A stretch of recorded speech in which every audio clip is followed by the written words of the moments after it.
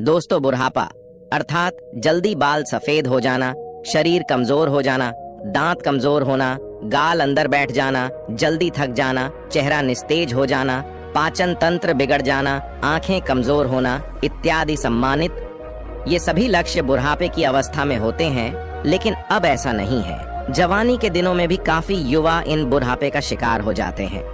तो आइए इसी बात को हम एक बौद्ध कहानी से समझते हैं। इससे पहले आप इस वीडियो को लाइक करें और अब तक आपने हमारे चैनल को सब्सक्राइब नहीं किया तो प्लीज चैनल को सब्सक्राइब कर ले और बेल नोटिफिकेशन को ऑल पर सिलेक्ट कर दें ताकि हमारी आने वाली वीडियो की सूचना सबसे पहले आपको प्राप्त हो। तो चलिए आज की कहानी को प्रारंभ करते हैं। दोस्तों, एक बार महात्मा बुद्ध एक सम्राट के राज दरबार में जाते हैं और उनसे पूछते ही, राजन बताइए आप लोग की प्रजा कैसी। राजन कहते हैं, हे भगवान, आपने जो उपदेश दिया है इससे हमारी पूरी प्रजा में लोग 60 वर्ष के हैं। उन्हें भी देखने में ऐसा लग रहा है जैसे 20 वर्ष के हो चुके हैं। सबकी ढलती उम्र जैसे रुक गई है, थम गई है। भगवान, सब लोग स्वस्थ हैं। हमारे राज्य में लोग तो बैठकर आराम कर रहे हैं क्योंकि अब किसी को दवा की जरूरत नहीं है। सभी लोग एकदम स्वस्थ हैं। हमारी प्रजा बहुत ही खुश है। दोस्तों, आज की कहानी बहुत ही ज्ञानवर्धक है, इसलिए इस कहानी को अंत तक अवश्य सुनिए। इस कहानी से आप यह जान पाएंगे कि कम उम्र में ही बुढ़ापा क्यों आता है। जैसे कि सभी लोग जानते हैं कि गौतम बुद्ध एक सम्राट भी थे, लेकिन उन्होंने सब कुछ त्याग कर एक सन्यासी का रूप धारण किया था। इसीलिए उन्हें सब पता था हमें क्या खाना चाहिए, हमें कैसी दिनचर्या अपनानी चाहिए। दोस्तों, आज हम महात्मा बुद्ध के 12 महत्वपूर्ण नियम या यह कह लो आज हम पूरे जीवन का रहस्य जानने वाले हैं। इसलिए आप सबसे विनम्र निवेदन है कि पूरी कहानी को ध्यान पूर्वक सुने और इन 12 बातों को सुनकर अपने जीवन में उतार लीजिए। यदि आप इन 12 उपदेशों को अपने जीवन में उतार लेते हैं तो आप अवश्य ही कभी बीमार नहीं होंगे और आपका बुढ़ापा आपको छू भी नहीं पाएगा। दोस्तों, इसे हम एक कहानी के माध्यम से समझते हैं जिससे हर एक बात आपके दिमाग में बैठ जाए और उसे आप जीवन में अपने उतार सके। तो चलिए कहानी को शुरू करते हैं। बहुत समय पहले की बात है। किसी राज्य में भादर सिंह नाम का एक राजा रहता था। राजा बहुत ही दयालु, बहुत दयावान और एक न्यायिक राजा था। उनकी 2 रानियां थीं और दोनों रानियां अति सुंदर थीं। वे रानियां भी उस राजा के स्वभाव पर गईं और वो रानियां भी बहुत ही धार्मिक प्रवृत्ति की थी। राजा इतना न्यायप्रिय था कि उनकी प्रजा कभी भी दुख का सामना ही नहीं करती थी, क्योंकि राजा ने अपने मंत्रिमंडल में 9 ऐसे मंत्रियों का गठन किया था जिनके जिम्मे हर एक विभाग बांटा गया था, जिनको यह कहा गया था कि तुम प्रजा का खान पान का ध्यान रखो। और उन सब को अलग अलग काम बांटे गए थे और उनका इतना सख्त हिदायत था कि किसी को अपने काम में लापरवाही बरतने पर उन्हें मृत्यु दंड दिया जाएगा। इसलिए उनके समूह में मंत्रिमंडल के जो मंत्री थे वे बहुत ही ईमानदारी से काम करते थे और राजा को जब भी कोई न्याय करना होता था तो कभी भी वह किसी के साथ एक पक्षी न्याय नहीं करते थे। वह दोनों पक्ष के एक एक समस्याओं को बहुत ही बारीकी से समझते थे। दोनों के मुद्दों पर ध्यान देकर वहीं पर निष्पक्ष फैसला सुनाते थे। इस तरह से राजा के पूरे राज्य की प्रजा बहुत ही सूखी और राजा हर हफ्ते राज्य का एक चक्कर लगाते थे और पूरे राज्य के जीतने लोग भी थे। उन सबको सभा में बुलाया जाता था। किसके घर में कितना अनाज हो रहा है, किसके घर में खाने के लिए है कि नहीं, इस प्रकार राजा की व्यवस्था होती थी। इसलिए उनकी प्रजा सुखी जीवन व्यतीत कर रही थी। उनका राज्य बहुत अच्छे से चल रहा था। सारी प्रजा सुखी थी और इसी सुख की वजह से हमेशा प्रजा राजा का गुणगान करती थी। ऐसे ही एक दिन सभा चल रही थी। तभी उस सभा में एक किसान और उसकी पत्नी आते हैं और कहते हैं, महाराज, आज हमारे पास एक बहुत बड़ी समस्या है, कृपया आप हमारी समस्या का समाधान करें। राजन बोले, बताइए क्या बात है।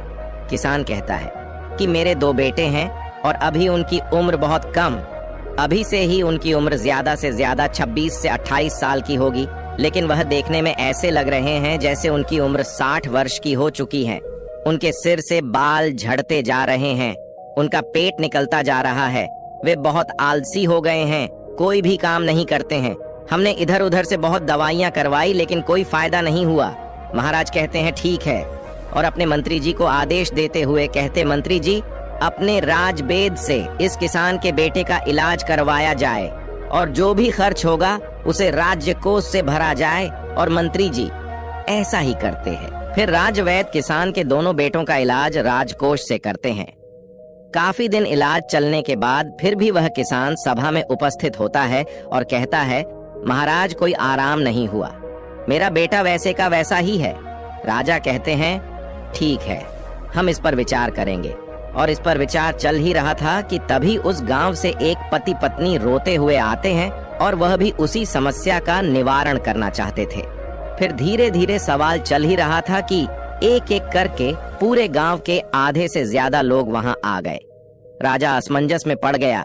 उन्होंने तुरंत आपातकालीन सभा बुलाई कि राज्य में जितने भी वैद्य है सबको बुलाया जाए और दिखाया जाए कि आखिर ऐसी क्या समस्या है जिसकी वजह से हमारे राज्य के सभी नवयुवक बूढ़े दिखने लगे हैं। इस समस्या पर पूरा शोध किया जाए।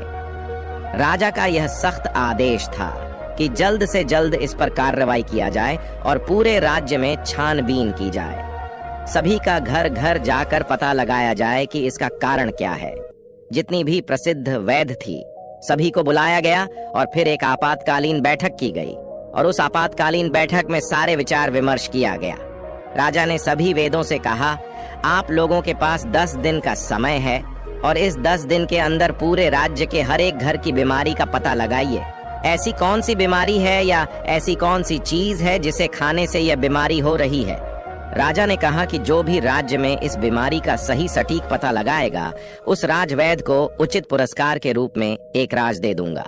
अब सारे वैद्य एकदम से एक तल्लीन होकर जुट गए और घर घर जाकर रात दिन एक एक करके पूरा 10 दिन छानबीन की। फिर वे एक दिन जब राज्य की सभा लगती है तो उस राज्य में सारे राज्य वैद्य और पूरे राज्य के लोग इकट्ठा होते हैं। फिर राजा एक एक करके सारे वैद्य से पूछते हैं। तब सारे राजवैद्य अपने अपने विचार रखते हैं, महाराज हमने पूरी छानबीन किया और छानबीन के हिसाब से हमने लोगों का उपचार भी किया, लेकिन किसी को आराम नहीं मिल रहा है। फिर एक राजवैद्य खड़े होते हैं जो बहुत ही बुजुर्ग थे। उनकी उम्र लगभग 125 वर्ष या 130 साल की थी और उन्होंने कहा, हमारा जो अपना निष्कर्ष निकला, हमारा जो अपना अनुभव है, उस अनुभव से हमें यही लगता है कि हमारे यहाँ रहन सहन और यहाँ के खाने में कुछ दिक्कत हो रही है जिसके वजह से ये सब हो रहा है, लेकिन हमारे पास इसका सटीक जवाब नहीं है। राजा उस बुजुर्ग राजवैद्य की बात सुनकर वह राजा असमंजस में पड़ जाते हैं कि 130 साल के बुजुर्ग यह बात बता रहे हैं। तो राजा ने कहा, इसका समाधान क्या होगा? अब इसका समाधान भी आप ही बताइए, क्योंकि हम आज 1 महीने से इस कारण से चिंतित हैं। 1 महीने से हमारी प्रजा परेशान हो रही है और इसे देखकर हम लोग इसी सोच से परेशान होते जा रहे हैं। मेरे भी बाल झड़ने शुरू हो गए हैं। हमारे परिवार में महारानियां, राजकुमार, राजकुमारी या जो भी है, सब लोग इस समस्या से परेशान हैं। आखिर समाधान तो बताइए। फिर वो राजवैद्य हाथ जोड़कर खड़े होते हैं और राजा से कहते हैं, राजन हमें क्षमा करिए, लेकिन हमारे पास इसका कोई उपाय नहीं है। उन्होंने आगे कहा, इन सारी समस्याओं का समाधान एक ही व्यक्ति के पास है। अगर उस व्यक्ति को बुला लिया जाए तो आपके राज्य की सारी समस्याएं खत्म हो जाएंगी, सारी बीमारियां हमेशा के लिए खत्म हो जाएंगी। उनके अलावा इसका समाधान किसी के पास नहीं है। महाराज कहते हैं, वैद्य जी हमें जल्दी बताइए, इस शुभ काम के लिए देरी मत करिए। मुझे जल्द से उस महापुरुष, उस ज्ञानी का नाम बताइए और अब हम उन्हें अपने राज्य में आमंत्रित करेंगे। वो राजनीतिज्ञ कहते हैं, क्षमा करें महाराज, हमें उनका पता नहीं है कि वो कहाँ रहते हैं, लेकिन उनका किसी राज्य में उपदेश अवश्य चल रहा होगा। कृपया आप अपने सैनिकों को सारे राज्य में भेज करके पता लगाए कि महात्मा बुद्ध किस राज्य में हैं, कहाँ पर है, कहाँ पर उनका उपदेश चल रहा है। केवल उन्हीं के पास इस समस्या का समाधान है और दूसरा किसी के पास इसका कोई समाधान नहीं। राजा यह बात राज्य वैद्य की मुंह से जैसे ही सुनते हैं, उन्होंने अपने सबसे काबिल मंत्री को यह आदेश देते हैं कि जल्द से जल्द महात्मा बुद्ध का पता लगाया जाए और उन्हें आदर सम्मान के साथ अपने राज्य में लाया जाए। ये हमारा सख्त आदेश है। इसके लिए जितने भी गुप्तचर चाहिए उन्हें ले लिया जाए और उनका जल्द से जल्द पता लगाया जाए कि इस समय महात्मा बुद्ध का किस राज्य में उपदेश चल रहा है। वह जरूर आएंगे।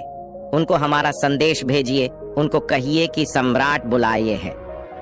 अगर वो नहीं आते तो आप मुझे बताइए, मैं स्वयं अपनी समस्याओं को लेकर उनके पास जाऊंगा। और सारे मंत्री तुरंत चारों दिशा में फैल जाते हैं और काफी अथक प्रयास करने के बाद, काफी मेहनत करने के बाद यह पता चलता है कि महात्मा बुद्ध काफी दूर राजनीतिक उपदेश दे रहे हैं।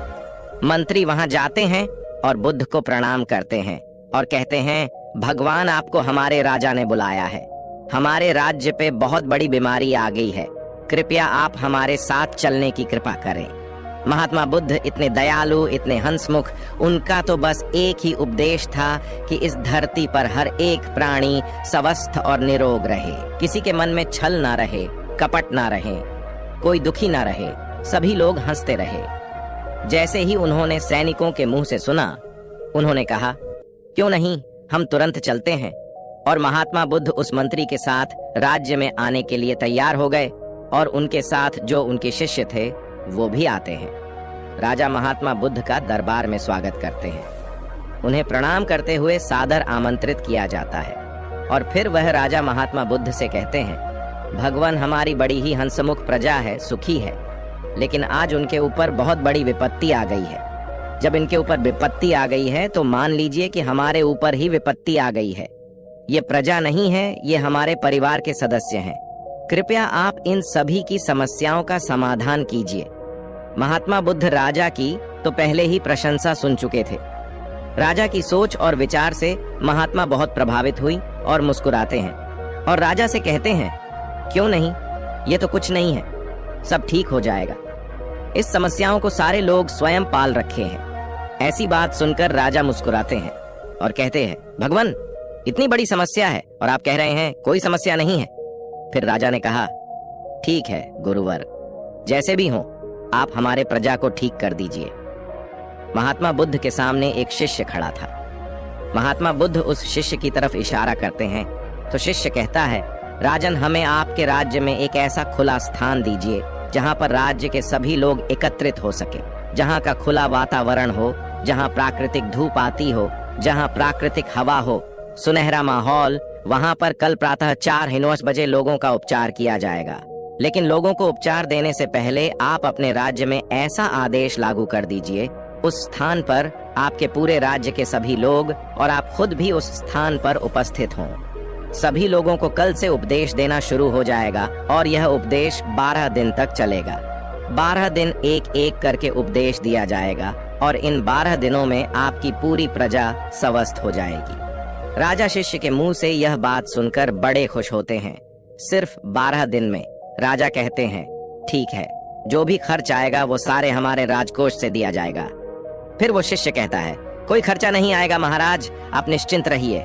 आप सिर्फ अपनी प्रजा से यह सख्त आदेश करवा दीजिए कि 4 बजे वहां उठकर नहीं आएंगे, उसे दंड दिया जाएगा। राजा यह आदेश लागू कर दिए और बोले, कल सुबह सबको वहां आना है। राजा ने एक बहुत बढ़िया सा स्थान निर्धारित किया और कहा कि कल पूरी प्रजा उसी स्थान पर आएगी, हम भी आएंगे और वहां पर महात्मा बुद्ध के विचार सुनेंगे और जैसे जैसे महात्मा बुद्ध कहेंगे उनका पालन किया जाएगा और हमारे सारे गुप्तचर सबके घरों पर निगरानी रखेंगे। जो भी उपदेश का पालन नहीं करेगा उसे सभा में दंडित किया जाएगा। यह सारी बातें घोषित करने के बाद पूरे प्रजा राजा को प्रणाम करती हैं और कहते हैं, नहीं महाराज, हम सभी लोग वहां उपस्थित अवश्य होंगे। महात्मा बुद्ध को सभी लोग प्रणाम करते हैं और वहां से चले जाते हैं। उस दिन की सभा वहां पर स्थगित कर दी गई और अगले दिन महात्मा बुद्ध का प्रवचन होने वाला ही था। सब के सब 4 बजे महात्मा बुद्ध का प्रवचन सुनने के लिए पहुंच जाते हैं। फिर महात्मा बुद्ध सभा में अपने शिष्य को इशारा करते हुए कहते हैं कि लोगों को बताओ। उनका शिष्य अपने स्थान पर से खड़ा होता है और कहता है, कल से पूरे राज्य के लोग सुबह 4 बजे ब्रह्म मुहूर्त जब शुरू होगा उसी समय उठने के बाद 2 से 3 गिलास गुनगुना पानी करना है और उस गुनगुने पानी को मिट्टी के बर्तन में घूंट घूंट करके पीना है। जो इसका अनुसरण नहीं करेगा उसे आराम नहीं होगा। ये महात्मा बुद्ध का पहला उपदेश था। इस पहला उपदेश का पालन करना है और कल दूसरा उपदेश दिया जाएगा। कल इस उपदेश का सभी लोग पालन करके आएंगे और सभा वहीं पर समाप्त होती है। फिर अगले दिन सभी लोग समय से वहां उपस्थित हो जाते हैं। सभी लोगों से महात्मा बुद्ध किसी से पूछते हैं कि क्या हुआ, कितने लोग पालन किए। सभी लोगों ने हाथ उठाया और सभी लोगों ने कहा, हमने इसका पालन किया है और आज हमें बहुत आराम मिला है। हमारा पेट बहुत अच्छे से साफ हुआ, शरीर बिल्कुल हल्का हल्का लग रहा है और हम बिल्कुल स्वस्थ लग रहे हैं। फिर महात्मा बुद्ध शिष्य से कहते हैं। तब शिष्य कहता है, अब दूसरा उपदेश यह है कि सबको टहलने चलना है और चलना कितना है, 2 से 3 किलोमीटर। उसमें जो बच्चे हैं, नौजवान हैं, वह दौड़ेंगे और जो सामान्य लोग हैं, जो 40 से 50 की उम्र की हैं, वह तेज चलेंगे और वे 1 सेकंड में 1 कदम 1 मिनट में 60 कदम चलेंगे और दौड़ सकेंगे तो दौड़ेंगे। बहुत तेजी से नहीं दौड़ना है, बस अपनी क्षमता के अनुसार 2 से 3 किलोमीटर तक ही चलना है। वह दूसरे दिन का उपदेश था। अगले दिन फिर से सभा शुरू होती है, फिर से सभा लगती है। फिर से सभा में वह पूछता है सभी लोगों से, आप लोगों ने पहले 2 दिन का पालन किया? सभी लोगों ने अपने हाथ उठाकर सहमति जताई। शिष्य पूछता है कि आप लोगों को कैसा लग रहा है? तब वे कहते हैं, गुरुवर, हमको कोई बीमारी नहीं है, ऐसा लग रहा है। फिर से शिष्य कहता है, अब सब लोग योग करें। प्राणायाम अपने हिसाब से सभी लोग प्राणायाम, जिसमें अनुलोम विलोम शामिल होगा। अनुलोम विलोम कैसे किया जाता है? अनुलोम विलोम कैसे किया जाता है? सूर्य प्राणायाम कैसे किया जाता है? यह सब उस शिष्य ने सभी को बताया और कहा, सभी लोग को कम से कम 30 मिनट से लेकर 45 मिनट तक इसे रोजाना करना है। और उस दिन की सभा भी समाप्त हो गई। अगले दिन फिर सभा लगी और उस सभा में सारे लोग उपस्थित हुए और उस उपस्थिति के बाद सबसे दिनचर्या पूछी जाती है, किसने कितना अनुसरण किया? सबने कहा, अब तो हमको ऐसा लग रहा है, हमको जैसे कोई बीमारी ही नहीं है, कोई अलार्म नहीं लगाना पड़ता, हमें जगाना ही नहीं पड़ता। 4 बजे अपने आप हमारी आंखें खुल जाती हैं। यह सुनकर महाराज बहुत खुश हुए। इतना बड़ा चमत्कार, बिना किसी पैसे की हमारी प्रजाएं ठीक हो रही है। राजा तुरंत खुश होकर महात्मा बुद्ध को प्रणाम करते हैं और उनसे कहते हैं, आप हमारे ही राज्य में रहिए, भगवान यहाँ से मत जाइए। महात्मा बुद्ध मुस्कुराते हैं क्योंकि उनका तो काम ही है हमेशा हंसते रहना, क्योंकि वो चिंता नहीं करते थे। फिर वो कहते हैं, अब सभी लोग प्राणायाम, योग सब कुछ जान गए हो। अब सब लोग को अगले काम जो करना है वो ये है कि सभी लोगों को 300 ग्राम सेब खाने हैं। इससे ज्यादा भी खा सकते हैं लेकिन कम नहीं। उसके बाद सभी लोग अपना अपना काम करेंगे और उस दिन का भी ज्ञान समाप्त हुआ। सभा निष्कासित हुई। फिर अगले दिन सभी लोग आते हैं और सबसे पूछा जाता है कि किसको कितना आराम हुआ। सभी लोग कहते हैं, हम तो पूर्ण रूपेण ठीक हो गए। फिर से शिष्य कहता है, नहीं, अभी तो बाकी है, अभी तो आधा नियम और करना है। जब आप पूरे नियम का अनुसरण कर लोगे तब आपको कोई बीमारी नहीं आएगी, बुढ़ापा छूमंतर हो जाएगा, बुढ़ापा पास भी नहीं आएगा, मर्दाना ताकत बरकरार रहेगा, हमारे महात्मा बुद्ध की तरह चेहरे पर चमक बनी रहेगी।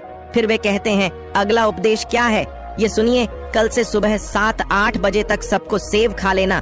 फिर वो शिष्य अगला उपदेश सुनाते हुए कहते हैं, मान लीजिए सबने 7-8 बजे तक सेब खा लिया। उसके बाद 2-2.5 घंटे बाद सबको अपना पेट भर खाना खाना है, रोज का जैसे खाते हैं। और खाना खाने के बाद क्या करना है, अब वह सुन लीजिए। खाना खाने के बाद सबको रोटी खाना है, मल्टीग्रेन रोटी, यानी कि मिक्स रोटी। वो कहते हैं कि उसमें गेहूं नहीं होगी, गेहूं अच्छी चीज नहीं है, उसमें बाजरा, मक्का, चना, इन 3 चीजों की सबको रोटी बनाना है और सबकी थाली में इसकी रोटी होगी और 1-1 कटोरी दाल होगी, उसमें देसी घी और 1 कटोरी मिक्स सब्जी का साग होगा।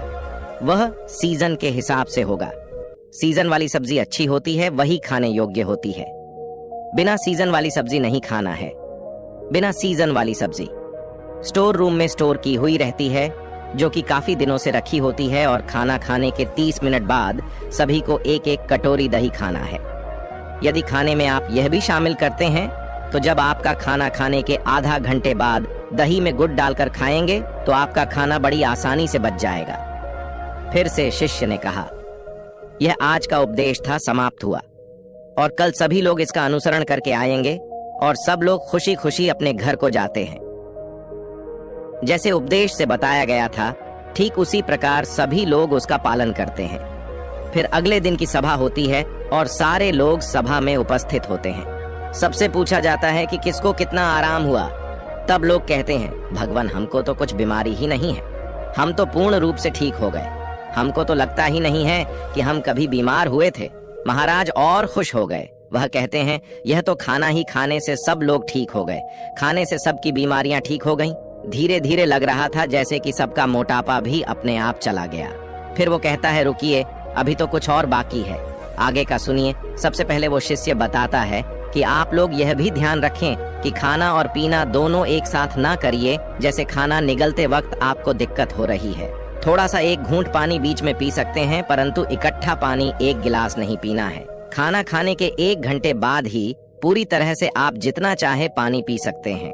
अब जैसे सब लोगों ने 10 या 11 बजे तक खाना खा लिया, अब सबको भूख पुनः लगेगी तो 4 या 5 बजे आप सबको एक प्लेट सलाद लेनी है और सबको सलाद अपने वजन के हिसाब से लेना है। जैसे 50 किलो का वजन है तो उसको परसेंट के हिसाब से लेना है। जैसे 60 किलो है तो 300 ग्राम, किसी का 70 किलो है तो 350 ग्राम, किसी का 80 किलो वजन है तो 400 ग्राम सलाद अवश्य लें। उस सलाद में क्या होगा?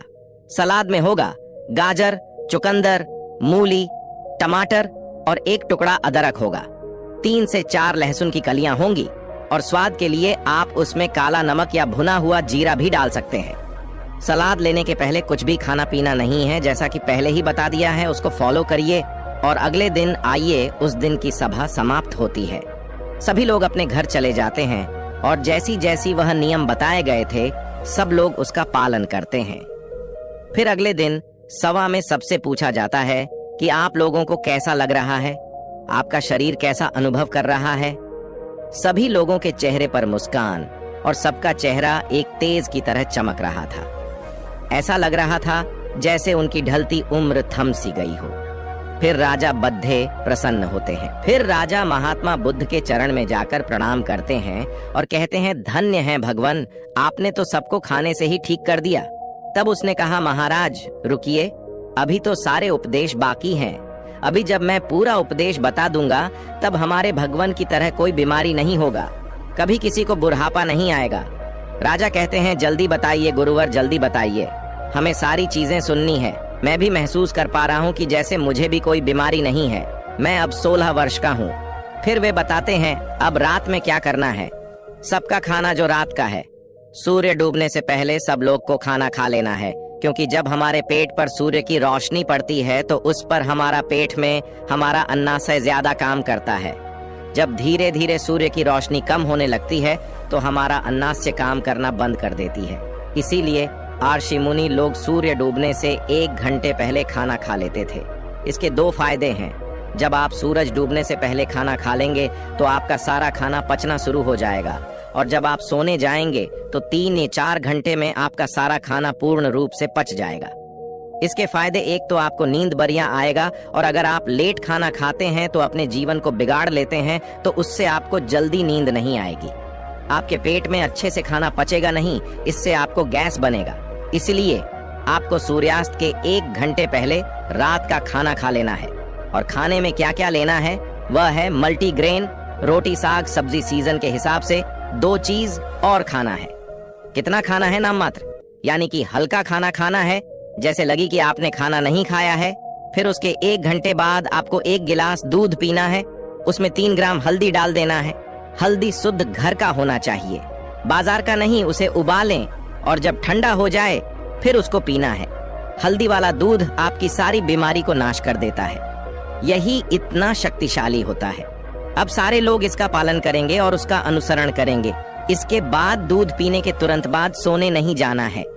दूध पीने के 1-2 घंटे बाद ही सोना है, और आपको रात 10-9 बजे तक सो जाना है। जब आप 10-9 बजे सो जाएंगे तो आपको बहुत अच्छी नींद आएगी, आपके सारे खाने पच जाएंगे। जब आपको अच्छी नींद आएगी तो 4-5 बजे सुबह अपने आप आपकी नींद खुल जाएंगी। आपको कोई तनाव नहीं होगा, कोई बीमारी नहीं रहेंगी। अंत में शीर्षक कहते हैं, ध्यान से सुनिए, सबको वर्तमान में जीना है, सबको बच्चों की तरह जिंदगी जीना है। जैसे छोटे बच्चे को कोई टेंशन नहीं होता कि उनकी मम्मी का पड़ोसी से झगड़ा हो रहा है, उन्हें उससे कोई मतलब नहीं होता है। मेरे घर में खाना है या नहीं। छोटे बच्चों को जो खाना मिल जाता है वह उसे खाकर अपने आप खेलते रहते हैं, सिर्फ उनका पेट भरा रहे। अगर उसका पेट भरा रहता है तो उसे कोई मतलब नहीं है। इसीलिए आप सभी अपने वर्तमान में जिएं। भूत भविष्य की चिंता बिल्कुल मत करिए। आज हमारे साथ जो है उसमें खुश रहिए। भविष्य में क्या होगा, भूत में क्या बीत गया, उसकी चिंता मत करिए। जब आप वर्तमान में जिएंगे तो कोई तनाव नहीं होगा, कोई चिंता नहीं होगी और तब कोई बीमारी भी नहीं पड़ेगी। तो ये सब नियम का पालन करना है। और एक बात की, कभी भी बाहर की चीज मत खाइए। जो खाना है अपने घर पर शुद्ध बनाकर खाइए, क्योंकि बाहर की चीजों में बहुत ज्यादा मिलावट हो रही है। इन सभी को उपदेशों को जो पालन करेगा वह कभी भी बूढ़ा नहीं होगा, उसे कभी बीमारी नहीं होगी। इसी नियम का सब लोग पालन करेंगे। फिर 1 महीने बाद यहीं पर एक सभा लगेगी और उसे सभा में सभी लोग उपस्थित होंगे। और इस तरह समय बीत गया। 1 महीने बाद महात्मा बुद्ध फिर महाराज के पास पहुंची। महाराज दौड़कर उनका स्वागत करते हैं, सम्मान के साथ अपने राज दरबार में बुलाते हैं। आइए गुरु घर, या तो आपका राज्य है। महात्मा बुद्ध मुस्कुराते हैं और पूछते हैं, बताइए राजन, आप लोग कैसे हैं, आपके प्रजा कैसी है। राजन कहते हैं, भगवान, आपने जो उपदेश दिया है उससे हमारी पूरी प्रजा में जो लोग 60 वर्ष की थी, उन्हें देखने में ऐसा लग रहा है जैसे भी 21 वर्ष के हो गए हैं। सबकी ढलती उम्र थम सी गई है। हमारे राज भर में लोग तो बैठकर आराम कर रहे हैं, क्योंकि अब तो कोई भी दवा की जरूरत नहीं है। सभी लोग एकदम स्वस्थ, हमारी प्रजा बहुत खुश है। तो दोस्तों, स्वास्थ्य के लिए महात्मा बुद्ध के 12 उपदेश आपको कैसे लगी, कमेंट करके अवश्य बताइएगा। यदि आप सहमत हैं तो नमो बुद्धाय अवश्य कहिएगा।